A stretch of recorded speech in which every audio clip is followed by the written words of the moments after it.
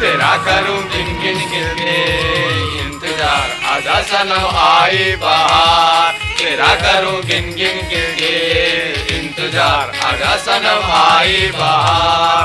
1 2 3 4 5 6 7 8 9 10 11 12 13 तेरा करूं गिन मैं अनवर चाचा के साथ जंगल में खेलने जा रहा हूँ। संभल के देखो, गिर जाओगे, चोट लग जाएगी। नहीं गिरूंगा, नहीं गिरूंगा। अरे देखो संभल के, आज अपने पापा से डांट खिलवा के रहोगे। वो अरे ये क्या किया बेटा, बिलवज इतनी बड़ी टहनी को तोड़ दिया। तो क्या हुआ अनवर चाचा, इसके टूटने से क्या कोई नुकसान होगा? बुद्धू देखो बेटा, ये पेड़ पौधे भी हमारी तुम्हारी तरह जिंदगी रखते हैं, जान होती है इनमें, और जब आप इन्हें तोड़ते हैं तो इन्हें भी तकलीफ होती है। तुम्हारे अनवर चाचा बिल्कुल ठीक कहते हैं बेटे। सलाम साहब। सलाम सलाम। तुम्हें इस तरह पेड़ों को नुकसान नहीं पहुंचाना चाहिए। क्यों कुमार, अब तो ऐसा नहीं करोगे? नहीं। देखो कुमार, ये पेड़ पक्षियों को रहने के लिए जगह देते हैं, पशुओं को खाने के लिए चारा देते हैं, और हम मनुष्यों को, अरे भाई हम मनुष्यों के लिए तो ये दूषित वायुओं को साफ करके हम तक पहुंचाते हैं, जिसमें हम सभी सांस लेते हैं। अच्छा पापा। हाँ पापा, पेड़ पौधे तो वास्तव में मनुष्य के सच्चे मित्र हैं, और जिनके कारण ही हम जीवित हैं। देखो कुमार, लाखों वर्षों से मिट्टी और पानी के स्रोतों को रोककर हम पर उपकार कर रहे हैं ये पेड़। अब सोचो, अगर ये पेड़ ही नहीं होंगे तब क्या होगा? तब तो हम लोग भी जीवित नहीं रह पाएंगे। अगर हमें जीवित रहना है तो हमें इन पेड़ों को कटने से बचाना होगा। अनवर मियां। Yes sir. आपको पता चला कि रात को जंगल में से पेड़ किसने कटवाए थे?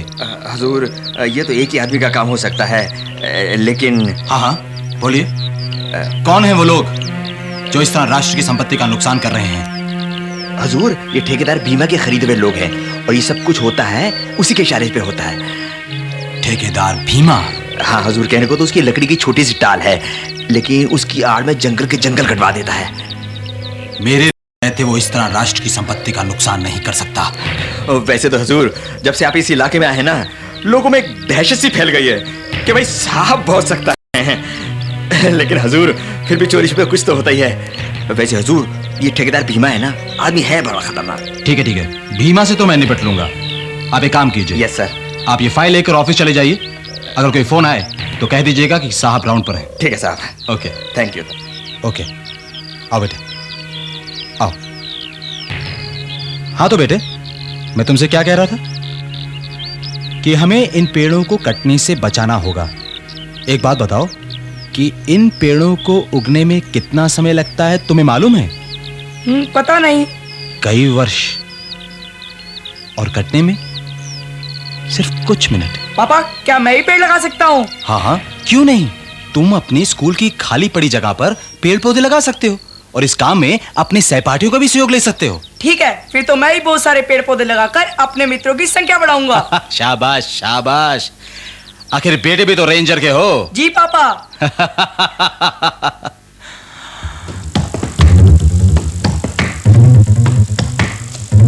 लगता है कोई जंगल काट रहा है।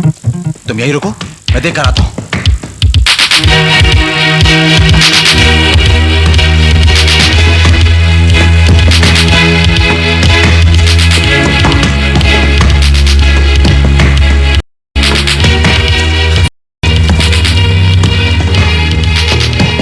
रुक जाओ, बंद करो ये पेड़ काटना। किसके हुक्म से ये पेड़ काट रहे हो? भीमा के। भीमा? कहाँ है भीमा?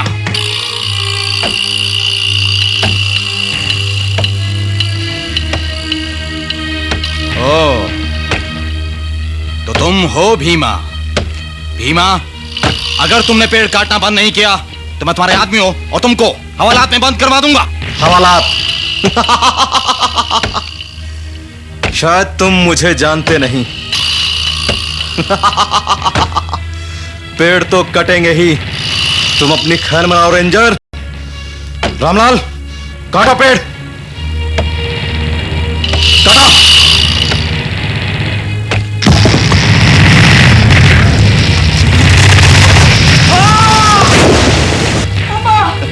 पापा, पापा, पापा, पापा, पापा, पापा, पापा, पापा, पापा, पापा।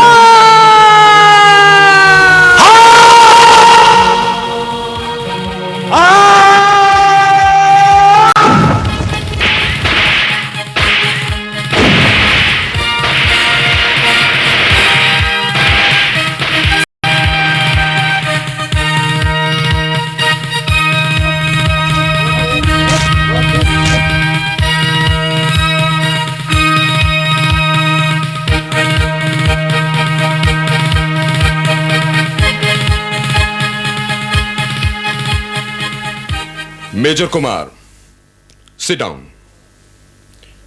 Thank you sir.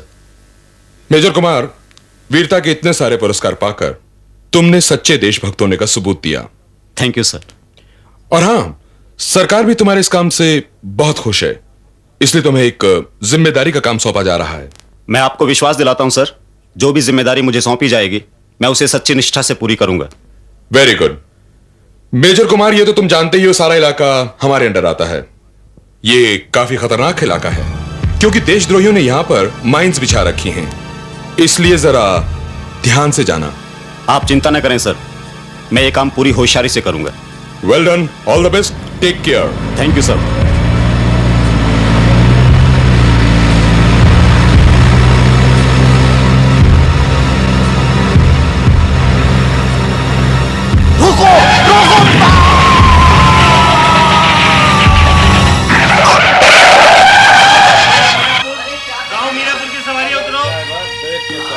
पागल हो गया क्या?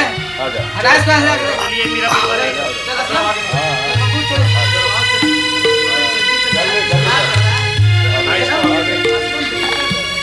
आइए, मैं आपको उतार देती हूँ।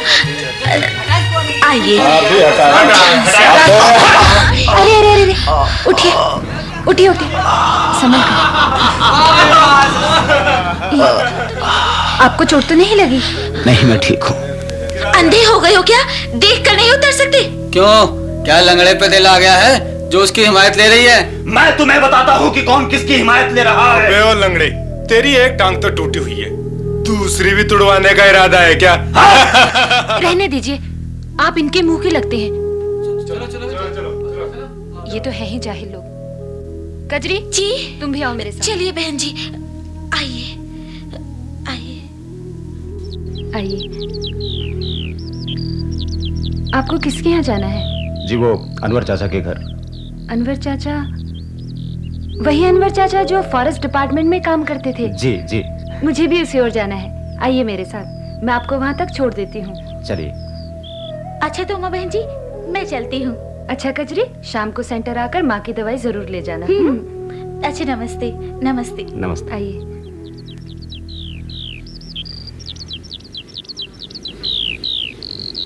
आप डॉक्टर हैं क्या? जी नहीं, मैं डॉक्टर नहीं हूँ। मैं इस गांव में रहकर महिला विकास केंद्र चलाती हूँ और समय पड़ने पर लोगों की दवा दारू भी कर देती हूँ। इतनी छोटी सी उम्र में इतनी बड़ी बड़ी जिम्मेदारियां? आपके पति एतराज नहीं करते?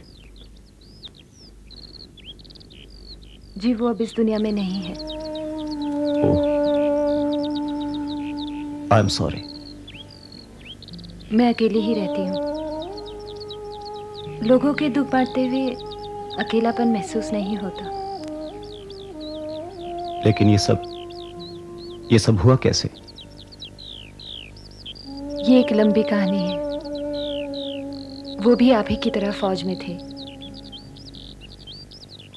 खैर छोड़िएगा, मैं भी कितनी पागल हूँ, आते ही आपसे अपनी बातें करने लग गई। आप यहाँ किस काम से आए हैं? मैं तो इसी गांव का रहने वाला हूँ। मेरा बचपन यहाँ बीता है। अब काफी अरसे के बाद इस गांव वापस लौटा हूँ। क्या मैं ये जान सकती हूँ कि आपकी ये टांग? ये तो देश की सेवा में कुर्बान हो गई। अब बाकी बचा शरीर का हिस्सा भी इस गांव में रहकर देश की सेवा में लग जाए, यही तमन्ना है। ये लीजिए, आपके अनवर चाचा का घर भी आ गया। वो जो सामने वाला घर है वो उन्हीं का है।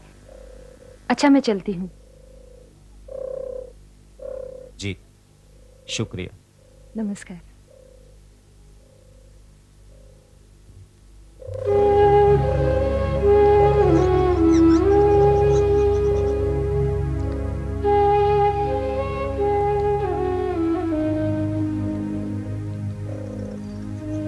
अनवर चाचा, आदाब। आदाब भाई।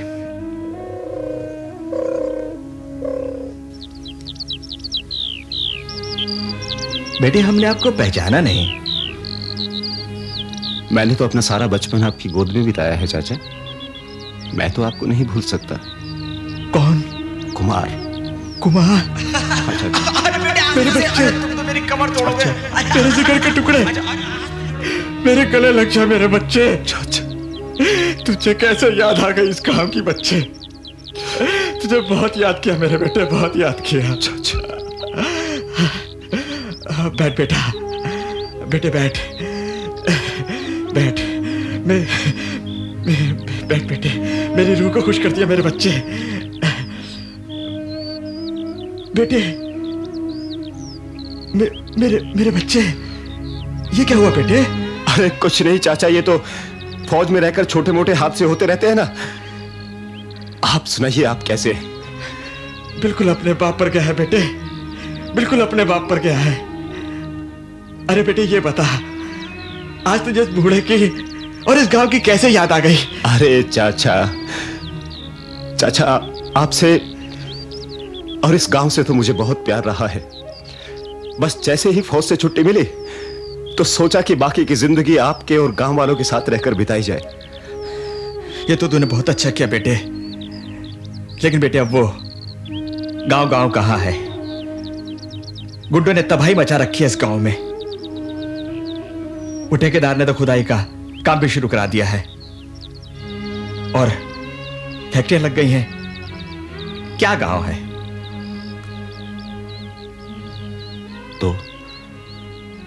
तो चाचा, जंगल अभी तक उसी तरह कट रहे हैं? हाँ बेटे, तेरे वालिद की मौत के बाद तो किसी की हिम्मत रही नहीं कि वो ठेकेदार भीमा को कुछ कह सके। तो भीमा अभी तक जिंदा है? हाँ बेटे, ऐसे नापाक लोग आसानी से नहीं मरते। चाचा, ऐसे लोग मारने से भी नहीं मरते। एक भीमा को मारेंगे तो 1000 भीमा पैदा हो जाएंगे। हमें तो वो सब करना है चाचा कि कोई आदमी भीमा बन ही ना सके।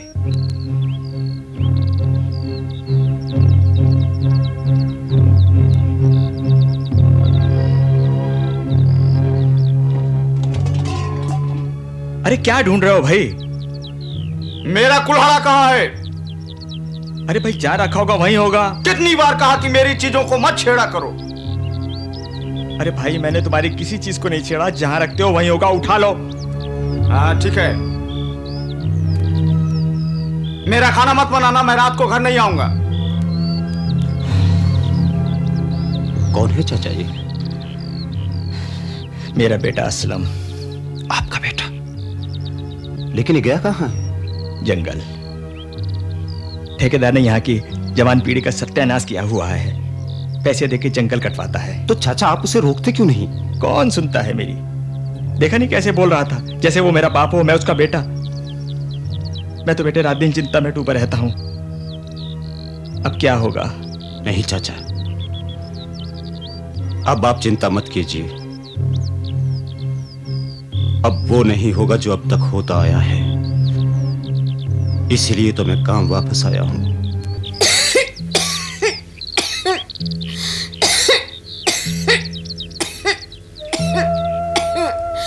ठेकेदार ने कुछ पैसे दिए बापू? कहाँ दिए पैसे? हर बार की तरह इस बार भी कह दिया अगले हफ्ते दूंगा। मेरे पास पैसे नहीं है। उमा बहन जी कह रही थी अगर जल्दी माँ का इलाज शहर ले जाकर ना करवाया तो कुछ भी हो सकता है। फिर मुझसे ना कहना। शहर जाने के लिए जेब भी तो भारी होनी चाहिए।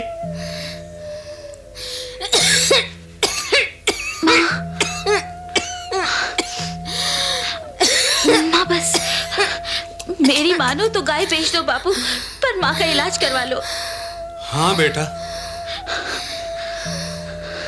अब तो ऐसा ही करना होगा। गाय बेच देने से मैं ठीक होने वाली नहीं। अगर मेरा इतना ही ख्याल है तो क्यों नहीं मान लेते मेरी बात? यही ना कि मैं ठेकेदार की नौकरी छोड़ दूं। विमला, अगर मैंने ठेकेदार की नौकरी छोड़ दी तो तुम्हारे इलाज और घर के खर्च के लिए कहां से लाऊंगा पैसा? वनकी देवी ही हमसे नाराज रहेगी तो इस घर का क्या होगा? मेरी कजरी का क्या होगा? तो फिर मैं क्या करूं?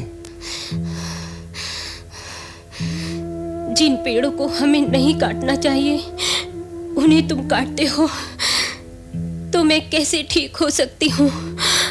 अगर तुम चाहते हो कि मरकर मेरी आत्मा को शांति मिले तो तुम्हें ये काम छोड़ना ही होगा, वरना वरना वरना मेरी आत्मा हमेशा भटकती रहेगी। बिमला, तुम हमेशा बेकार की बातें करके मेरा दिमाग खराब कर देती हो। तुम ऐसा करो, तुम आप आराम करो। कल ही मुझे पैसे मिल जाएंगे और मैं तुम्हें लेकर शहर जाऊंगा बड़े डॉक्टर को दिखाने। हाँ, अब तुम आराम करो। फैक्ट्री में माल पहुंच गया? जी मालिक। कितना माल आया आज? जी वो तो रामलाल को पता है। सेठ दिन का माल का क्या हुआ? सरकार एक ही ट्रक भेजा है। रामलाल,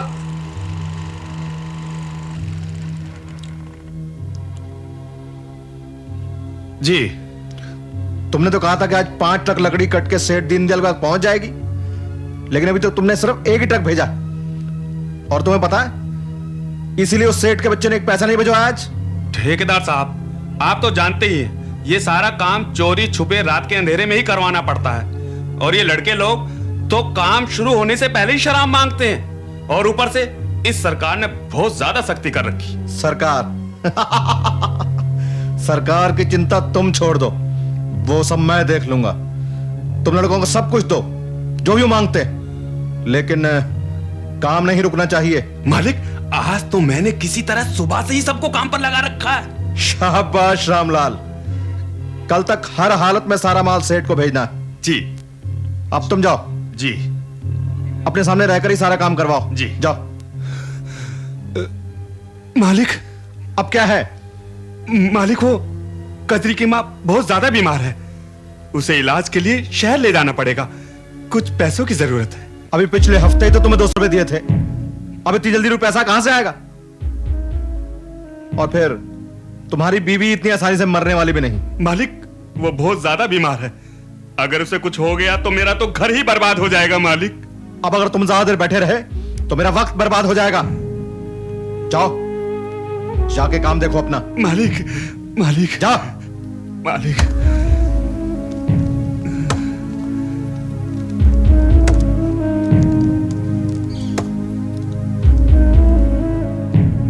कहिए, क्या काम है?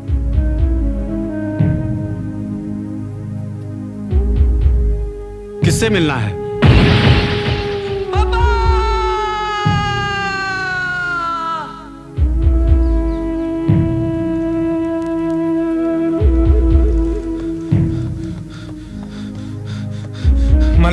मालिक साहब, जंगल में पेड़ काटते हैं, असलम को कुल्हाड़ा लग गया, उसे बहुत खून बह रहा है। तो मैं क्या करूं? जो भी बात होती है यहां भागे चले आते हो। मैं तुम्हारा माई बाप हूं क्या? असलम की हालत बहुत बिगड़ रही है मालिक। बहुत ज्यादा खून बहने से उसकी जान को खतरा भी हो सकता है। भाई काम करोगे तो ऐसा ही होगा। तुमको कितनी बार समझाया है कि चोरी से पेड़ मत काटा करो। मेरे पास तो सरकार का दिया हुआ लाइसेंस है। मैं तो गलत काम करता हूं और नहीं करवाता हूं। गलती तुम करो और भुगतू मैं। चोरी असलम ने की है और भुगतेगा भी वही। पर मालिक, कहां है वो? जंगल में। मुझे उसके पास ले चलो। हाँ हाँ, चलिए चलिए।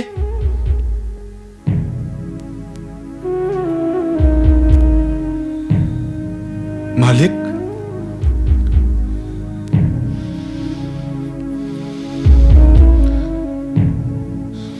रामलाल, ये फौजी मुझे कोई ठीक आदमी नहीं लगता। इस पर नजर रखो। ठेकेदार के चांदी के सिक्कों की आवाज ने तुम सबका दिमाग खराब किया हुआ है। शराब पिलाकर गांव की युवा पीढ़ी को बहका रहा है। अरे बेटा, मैंने तो इसे कितनी दफे समझाया कि इसे छोड़ के कोई अच्छी सी नौकरी ढूंढ ले, लेकिन नौकरी कोई रास्ते में रखी है? ठीक है, नौकरी ना सही, अपना कोई काम तो कर सकते हो। अपना काम करने के लिए पैसे चाहिए होते हैं, और इन्हीं पैसों के लिए तुम राष्ट्र की संपत्ति की चोरी करते हो, और वो भी ठेकेदार के लिए। तुम जानते हो कि जंगल इसी तरह से कटते रहे तो पृथ्वी का सारा नियंत्रण बिगड़ जाएगा और एक भी प्राणी जीवित नहीं बचेगा। इन पेड़ों के कितने फायदे हैं जानते हो तुम? सबसे पहला लाभ तो तुम्हारे ही सामने है कि ये जो दवा तुम्हारे जख्म पर लगाई गई है वो पेड़ों की ही देन है।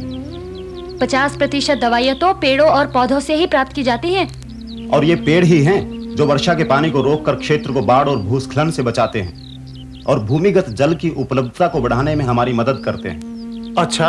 हाँ। इतना सब लाभ देने वाले पेड़ों को तुम इतनी बेदर्दी से काटते हो? तो हमें क्या करना चाहिए?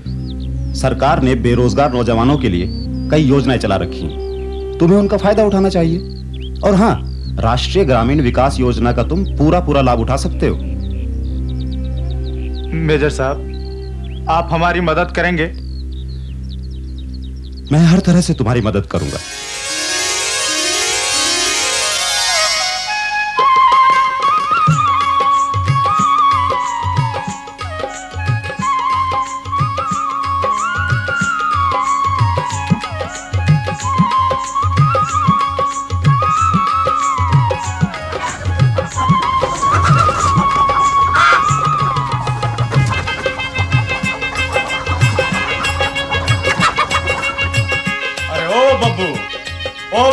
कहां थे भाई तुम सब लोग? देखो, आज मैंने मेजर साहब की दुआ से कितने पैसे कमाए। अगर तुम लोग भी मेरी तरह मेजर साहब का साथ दोगे तो हमें किसी का मोहताज नहीं होना पड़ेगा और भीमा का भी मोहताज नहीं होना पड़ेगा। इसलिए बोलो, मेजर साहब का साथ दोगे? हाँ, हम तैयार हैं। हम तुम्हारा साथ देंगे।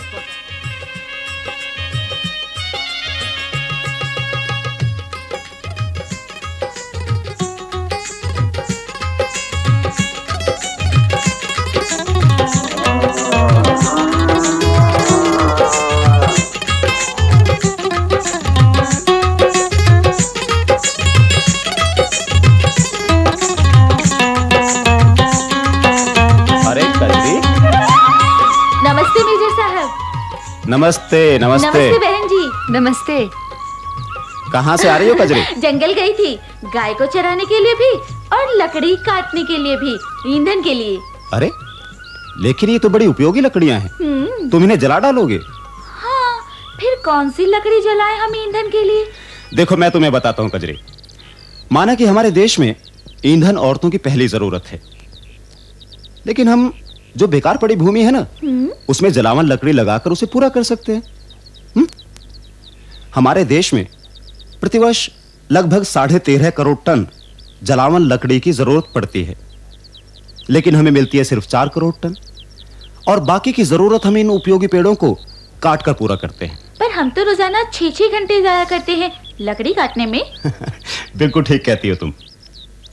देखो, अगर तुम उन्नत चूल्हे और सौर ऊर्जा का प्रयोग करो ना, तो इससे ईंधन की भी बचत होगी और तुम्हारे समय की भी। क्यों माँ जी?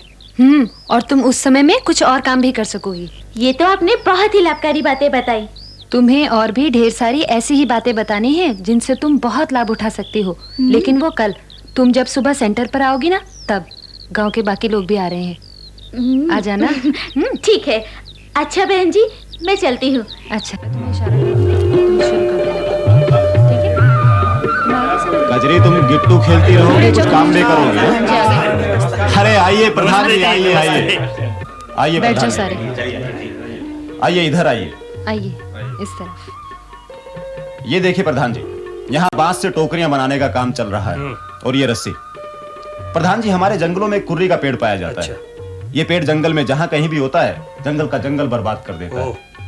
लेकिन इसके इस्तेमाल से हम किताबें रखने के रैक, मेज, कुर्सियां वगैरह बना सकते हैं। और हाँ, इसके डंठलों को जलाकर कोयला भी बनाया जा सकता है, जिसका इस्तेमाल हम ईंधन के रूप में कर सकते हैं। आइए इस तरफ आइए। ये देखिए, कुर्री के पत्तों से ही अगरबत्तियां भी बनाई जा रही हैं। इसी तरह कुछ पेड़ और भी होते हैं, जैसे भीमल और म्यूल। इन पेड़ों की छालों से हम रस्सियां भी बना सकते हैं। औरतें तो इनकी मुलायम टहनियों की छाल से अपना सर भी धोती आ रही हैं, और इनके कटने से पर्यावरण को कोई नुकसान भी नहीं पहुंचता। आइए प्रधान जी, बैठिए। इस तरह आइए मेजर साहब, आइए, आराम से बैठिए। और प्रधान जी, इन भीमल के रेशों से कुशन, थैले, हैट जैसी उपयोगी वस्तुएं भी बनाई जा सकती हैं। इससे रोजगार के नए नए अवसर प्राप्त किए जा सकते हैं। और हाँ, इसका एक फायदा और भी है। कुर्री के पत्तों से ही हम बेस बनाकर मशरूम की कई किस्में पैदा करके उन्हें बाजार में भी बेच सकते हैं। सचू माँ बहन जी, मैं तो टोकरी बनाना सीखना चाहती हूँ। तब मुझे माँ के इलाज के लिए किसी से पैसे भी नहीं मांगने पड़ेंगे। हमें तो पता ही नहीं था। सबसे पहले तो आप लोगों को यह निश्चय करना होगा कि आज से कोई पेड़ नहीं काटेगा। ये पेड़ नहीं, धरती माँ का आंचल है। और आंचल ही नहीं, उसका रक्षा कवच भी है। और ये रक्षा कवच है जो पृथ्वी पर रहने वाले प्राणियों को विनाश से बचाए हुए है। किंतु भाइयों, लकड़ी तो हमारे जीवन का एक हिस्सा है। रोजमर्रा की जरूरतों के लिए हमें पेड़ तो काटने ही होंगे। अरे यही तो हमारी रोजी रोटी का एक साधन है। और क्या फिर ठेकेदार से बैर मोल लोगे? ठेकेदार आपको रोजगार नहीं देता, आप सबका शोषण करता है। शोषण। रोजगार प्राप्त करने के कई तरीके हैं, जिनके बारे में पहले भी मैं आप लोगों को बता चुका हूं। अगर आप मुझे सहयोग दें तो इस काम की शुरुआत मैं करता हूं। बोलिए प्रधान जी। मेजर साहब, आपकी बातों ने तो हमारी आंखें खोल। गांव में पड़ी बेकार भूमि को अगर आप उपजाऊ बना सकते हैं और गांव में कुछ सुधार ला सकते हैं, तो उसके लिए भला हमें क्या एतराज हो सकता है?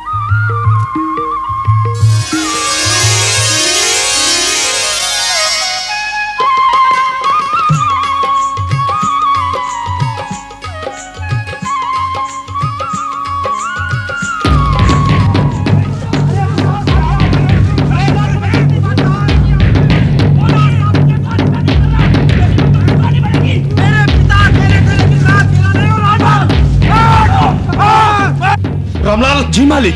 इस फौजी के बड़े पंख निकल आए हैं। सारे गांव को अपने वश में कर लिया है इसने। मालिक, कोई भी आदमी काम पर आना ही नहीं चाहता, और अगर कोई आना भी चाहता है तो गांव वाले फौजी के साथ मिलकर उसे काम ही नहीं करने देते। आखिर ये फौजी का बच्चा है कौन? मालिक, ये रेंजर राकेश कुमार का लड़का अजय कुमार है। मैंने कहता था ये आदमी ठीक नहीं, इस पर नजर रखो। मालिक, आप कहो तो इसे भी। इसको भी तुम किसी तरह जंगल में ले आओ, इसको भी इसकी बाप की तरह। रामलाल भाई, बहुत अफसोस हुआ। खुदा को शायद यही मंजूर था। बापू, बापू बात चली गई। बापू रावण की देवी के पास चली गई। देखो बापू, अब तुम करो ठेकेदार की चाकरी, तुम्हें कोई नहीं रोकेगा, कोई नहीं। मेरी माँ तो चली गई।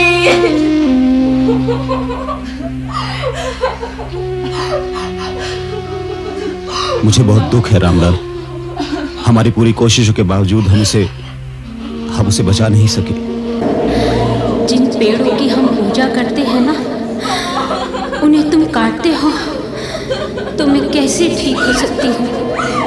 अगर तुम चाहते हो कि मरकर मेरी आत्मा को शांति मिले, तो ये काम तुम्हें छोड़ना ही होगा, वरना मेरी आत्मा हमेशा भटकती रहेगी, हमेशा भटकती रहेगी।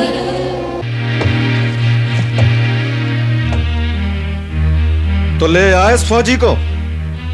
क्या रे फौजी, अगर तुझे अपनी जान प्यारी है तो ये गांव छोड़ के चला जा।